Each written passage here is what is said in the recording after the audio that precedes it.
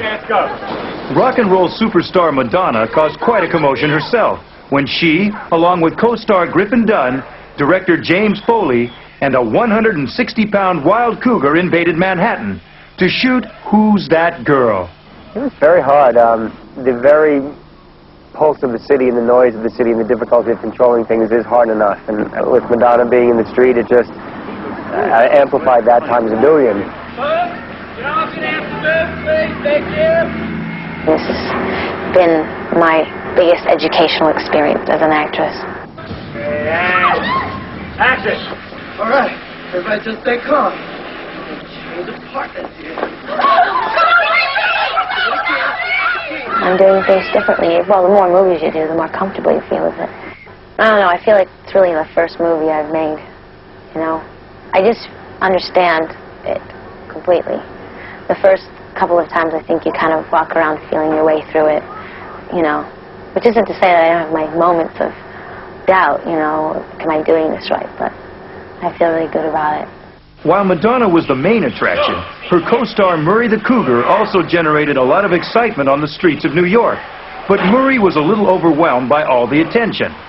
Working in New York, obviously, is much different than working in L.A. or any place else. It's intimidating to me. I mean, so it was very intimidating to the animals. We had some requirements that we had to do in New York, and one was putting up double sets of 12-foot nets. We had 4 sharpshooters on the set all the time. We had the American Humane Society from New York. We had the Animal Control from New York. Guys, fall back a little bit more, please. You can take a domesticated house cat, and you take a little mouse or a little bird, and you put down there with your cat and see how quick he jumps it and eats it. Well, we're all mice and birds are these exotic animals, and it's the things we do and we don't do that keep us out of trouble.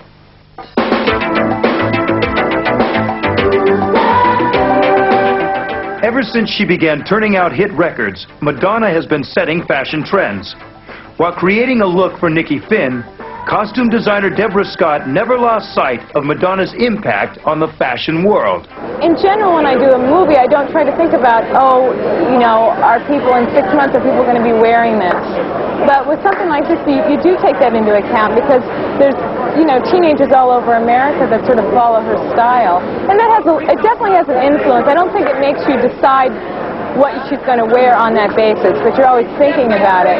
She's crazy! Look how she's dressed!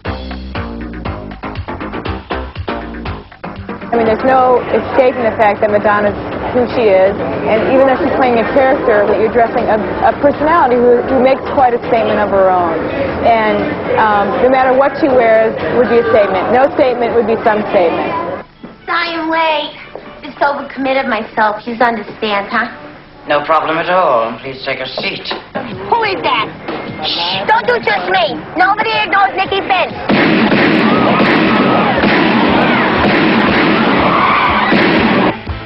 Despite Nikki's hair-raising hijinks, nobody gets hurt in Who's That Girl? Except perhaps a $152,000 Rolls-Royce Corniche convertible.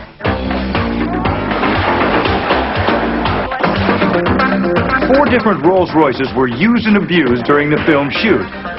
Bashed, battered, stripped, and spray-painted, one Rolls eventually falls apart from fatigue. Background! Action!